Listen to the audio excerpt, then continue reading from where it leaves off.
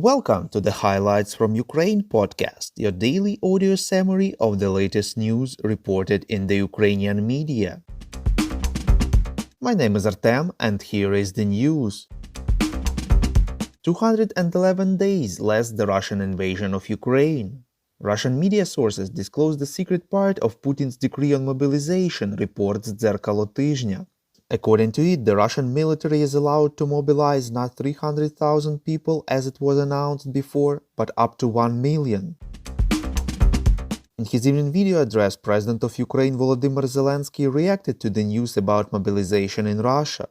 He believes that Russia's decision on mobilization is a frank admission that their regular army, which has been prepared for decades to take over a foreign country, did not withstand and crumbled. And now, due to mobilization, Russia's war against Ukraine for the majority of Russian citizens is not something on TV or on the internet, but something that has entered every Russian home. The president emphasized that any decision of the Russian leadership do not change anything for Ukraine. The main task for Ukrainians is the liberation of their country, the protection of its people, and the mobilization of global support for the implementation of these tasks.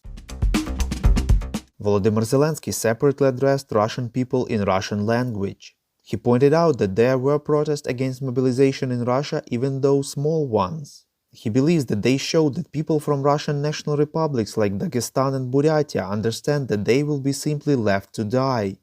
Zelenskyy stressed that Russians are already accomplices in all the crimes, murders and torture committed against Ukrainians because they were and still are silent. And now it is time for them to choose. For men in Russia, this is a choice to die or live, to become a cripple or to preserve health. For women in Russia, the choice is to lose their husbands, sons, grandchildren forever or still try to protect them from death, from war, from one person. Quote, 55,000 Russian soldiers died in this war in 6 months. Tens of thousands are wounded and maimed. Want more? No, then protest, fight back, run away, or surrender to Ukrainian captivity. These are options for you to survive. Unquote. President Volodymyr Zelenskyy does not connect the possible end of Vladimir Putin's regime in Russia with the end of the war in Ukraine, reports Ukrainska Pravda. In an interview with the German media Bild, the full version of which was published yesterday, Zelenskyy pointed out that the question is not in the people, the question is in the philosophy of their regime, the philosophy of their relationship with Ukraine. He stressed that if they don't change it, then it does not matter who will be there in Putin's place. The General Staff of Ukraine informs that the enemy continues to suffer losses, reports Union. According to available information, the commander of one of the Russian divisions, Major General Tsokov, was wounded near Svatove, Donetsk region. From September 19th to 20th, 105 bodies of dead Russian servicemen were delivered to the military hospital in Rostov-on-Don in Russia. Preparations are underway there to receive another 200 bodies in the near future. To replenish manpower losses, the enemy continues forced mobilization in temporarily occupied territories of Ukraine and tries to conscript more people in Russia. Over the past 24 hours, Ukrainian air defense units destroyed the Mi-8 helicopter and 9 unmanned aerial vehicles of the invaders. The State Border Guard Service of Ukraine banned departure of male students of foreign universities abroad during martial law in Ukraine from September 14th, reports LBUA. Back in March, the military leadership of Ukraine provided an opportunity to continue education to those students who had already started before September 24th and permitted them to cross the border.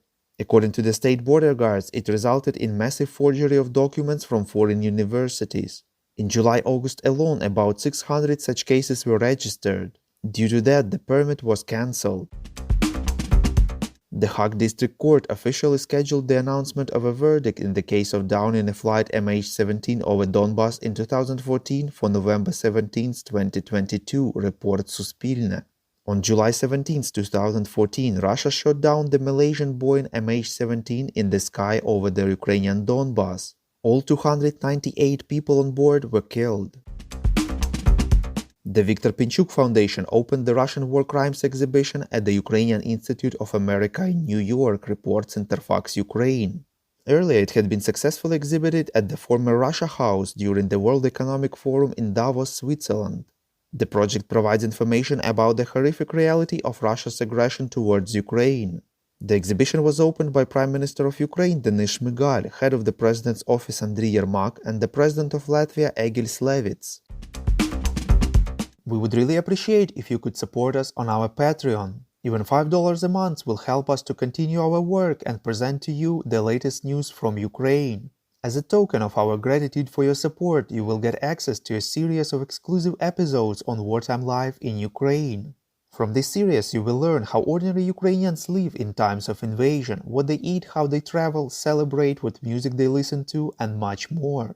To subscribe to our Patreon, follow the link in the description to this episode. Thank you. We call on you to demand from governments of your countries to impose the toughest sanctions possible on Russia and its citizens to stop their invasion of Ukraine.